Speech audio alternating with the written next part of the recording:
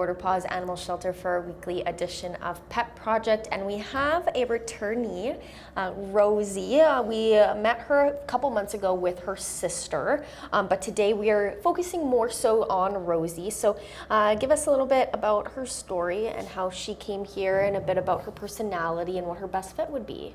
So, yes, Rosie came in back in May with her sister Tulip. Completely different personalities. Tulip is a bit more curious and adventurous, whereas Rosie a bit more shy and reserved. Still a very, very sweet girl. They were brought in as transfers from a different shelter, and we're hoping that we can find both of them good homes. They're very sweet girls. Rosie, she's great with other dogs. She's beside other dogs besides her sister outside. So she would do well in a home with another dog for sure, and probably as well as a cat. She's pretty docile. Right. No signs of aggression toward any other animal. She's a very sweet girl, and I think she'd do well also in a home with kids. Yes, and I feel like she's one of those dogs that if they had a cat companion, the cat would just bully her all the time.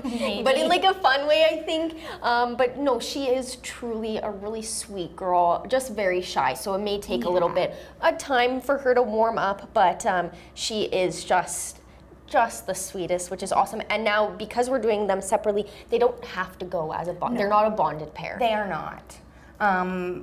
Another reason why being shy, poor Rosie's only ever known life in a shelter. She was born in a shelter, and we're hoping once she does find her forever home, she'll open up a lot more and just be more confident. Yes, I'm sure she will with the right home, because she already has that sweet disposition that she has, and she's just so cute and just, she's so beautiful.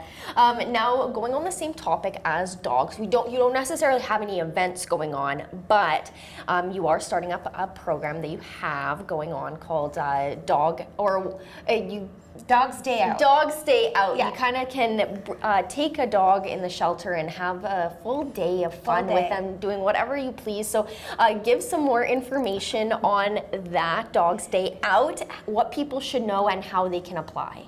So Dog's Day Out is actually a program that we had implemented in the past, and we're hoping to bring it back, where essentially you will fill out an application.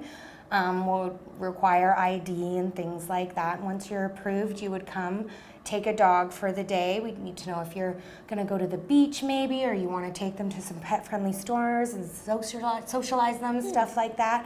As long as they're back by 5 p.m., we provide treats. There's a little bag that has all kinds of supplies, poop bags, anything that you might need. So it's just a way to get the dogs out of the shelter so that they can, become more socialized, get more used to people, and hopefully, if they're seen out in the public, more interest in adoption, because unfortunately we are at capacity. Yes. So and this is a great way for people to kind of test the waters a little bit about having a dog, because it is a huge responsibility, but kind of having that little stepping stone, and it may spark people's, I thought about this, decided it was a good idea after spending the day with, and it doesn't necessarily have to be that specific dog, but it could help them decide, make that decision, which is awesome. Now, donations. Yes. What donations are you currently in need of? And I understand that you guys have already received a ton of donations for the outside for all the dogs. Yeah, so at the moment we are currently looking for things like peanut butter, frozen blueberries, strawberries, and bananas, plain Greek yogurt. We like to make popsicles in the warmer months they really enjoy it. It's so good. Also, we still are in desperate need of those big Kong toys. All of our dogs are larger breeds, so they're really rough on stuffies. Just fluff, fluff everywhere. So Kong toys would be greatly appreciated. Maybe one or two of the commercial size push brooms, because we do have a lot of floor space, and to keep this place clean, it does take a lot of effort, and to make that easier on the staff so they can focus more on everything else, it would be greatly appreciated. But a huge shout out to the staff and the volunteers already who have come together, some going into their own pockets to provide tarps, pools, fans, different things like that, special treats when we need a special food for the animals. It doesn't go unnoticed, and from the bottom of our hearts, thank you so much. Yes, that's amazing, and it's helpful for them because they can cool off in the heat, in the sun outside, but still enjoy the summer as well. Now, finally, you wanted to mention kind of a little PSA, if you will, about cattails and foxtails, and why they're toxic. They can be toxic and harmful to animals. So foxtail is essentially a grass-like weed. It can become embedded in your pet's paws, ears, nose, throat. They might not seem like a big deal at the time, but they can cause abscesses, which in the long run can be very detrimental to your pet.